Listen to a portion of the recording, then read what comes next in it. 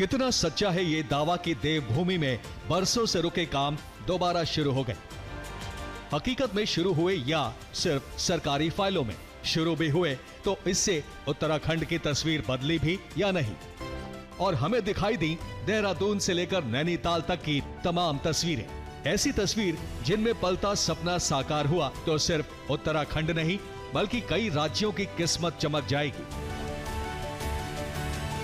73 साल के गंगाधर और उनकी पीढ़ी के लोगों को कुछ साल पहले तक लगता था कि वो नैनीताल के पास जमरानी डैम जैसे प्रोजेक्ट को कभी पूरा होते नहीं देख पाएंगे।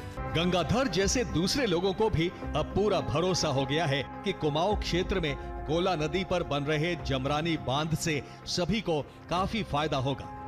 हल्द्वानी और आसपास के क्षेत्रों को पेयजल के अलावा 57,000 हेक्टेयर अतिरिक्त सिंचाई और बिजली मिलेगी। इससे हल्द्वानी और आसपास के 10.5 लाख से अधिक लोगों को 117 मिलियन लीटर प्रतिदिन पानी मिलेगा। इसकी लागत 3,808 करोड़ रुपए है, जिसमें केंद्र 90% और राज्य सरकार 10% योगदान दे रही है। इस प्रोजेक्ट को साल 2029 तक पूरा करने का लक्ष्य है। जमरानी की तरह देहरादून जिले में यमुना नदी पर लखबार बांध भी उत्तराखंड की एक बड़ी परियोजना है। उत्तर भारत के 6 राज्यों को सीधे फायदा होगा। 300 मेगावाट बिजली उत्पादन और 33,780 हेक्टेयर भूमि की सिंचाई के अलावा लखबार डैम से उत्तराखंड के साथ साथ हिमाचल, हरियाणा, यूपी, राजस्थान और दिल्ली को भी 78.83 मिलियन क्यूबिक मीटर पानी मिलेगा। लखबार बांध परियोजना के लिए साल 1976 में योजना आयोग ने मंजूरी दी थी, लेकिन साल 1992 में बजट और अन्य कारणों से इसका काम रोक दिया गया।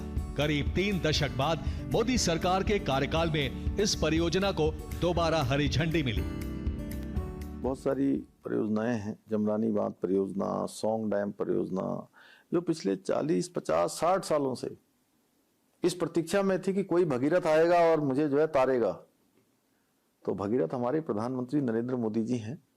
वो सरकार जब से उन्होंने देश के प्रधानमंत्री के रूप में काम करना शुरू किया और सभी इन योजनाओं को स्वीकृति मिली। आपने 2 बताई, इसके अतिरिक्त मैं बताता हूँ।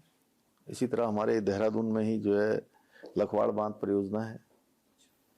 इसी तरह से लंबे समय से लोग मांग कर रहे थे कि जो है एक एम्स, चूंकि हमारा ऋषिकेश में खुला, एक एम्स और खुलना चाहिए। एक एम्स उधम सिंह नगर किच्छा में खुला। पिथौरागढ़ के लिए हवाई सेवा प्रारंभ हुई।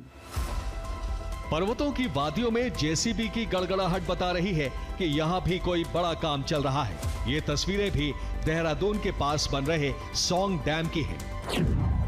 देहरादून की लाइफलाइन माने जाने वाली सौंग बांध परियोजना की शुरुआत साल 2003 में ही हो गई थी, लेकिन औपचारिक रूप से काम सितंबर 2024 में शुरू हुआ। सौंग नदी पर बन रहे इस बांध का मकसद देहरादून और उसके आसपास के इलाकों में साल 2050 तक पर्याप्त और ग्रेविटी आधारित पेयजल मुहैया कराना है।